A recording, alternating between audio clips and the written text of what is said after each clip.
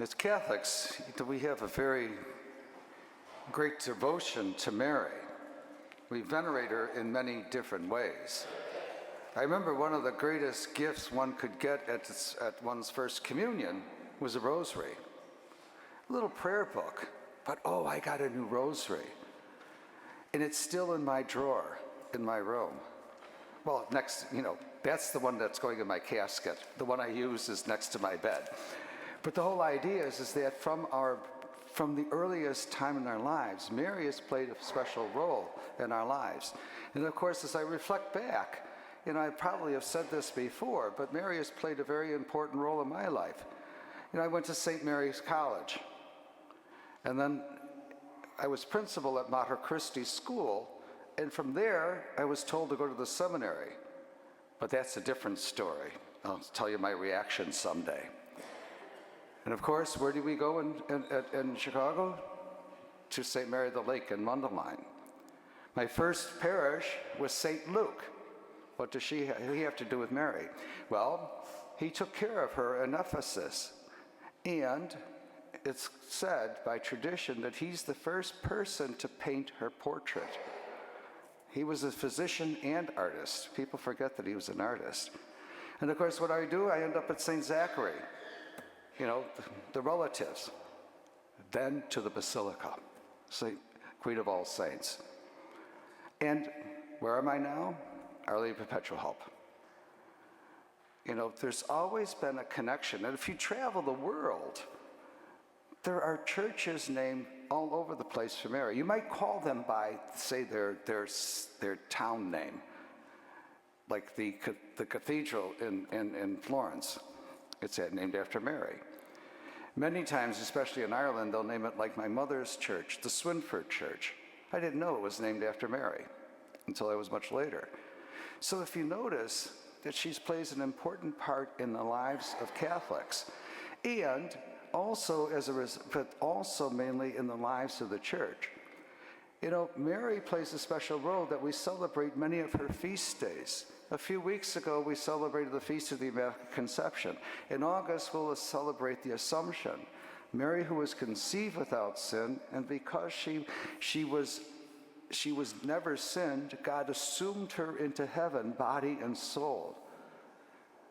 What a beautiful image of her. And of course, whenever the church wants to talk about Jesus, many times they'll turn to Mary. Mary.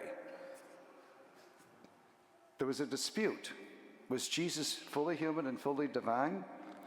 And some people were saying, no, he seemed to be human. He was only divine. So what does the church do? They name Mary the Mother of God. A human mother who bore God.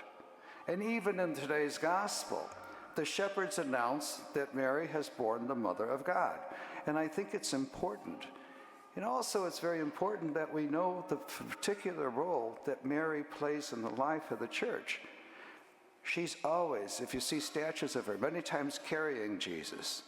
There's a beautiful statue at Mater Christi in North Riverside where Mary's holding Jesus, and she has her one hand on the shoulder of a mother carrying a child.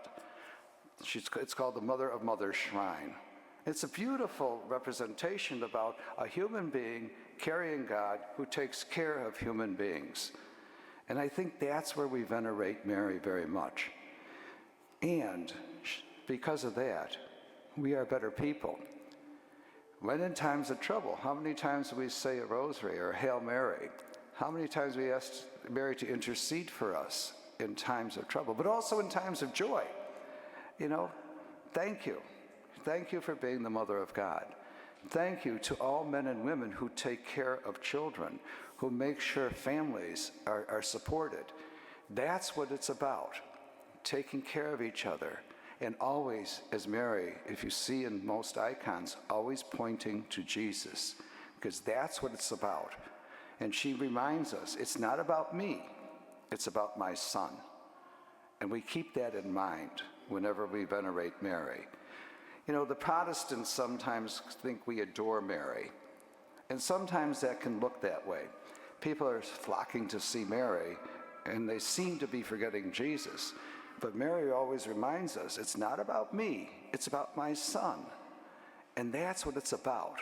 So, let's keep our Protestant brothers and sisters who only observe us. They don't know our theology of Mary necessarily. That we are people who adore God, but venerate Mary. Not the other way around.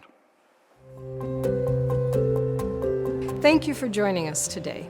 Our digital ministry provides a valuable service to parishioners and visitors alike. How wonderful that we can share God's Word, the celebration of the Eucharist, and other important words and events with those who may not be able to be with us in person.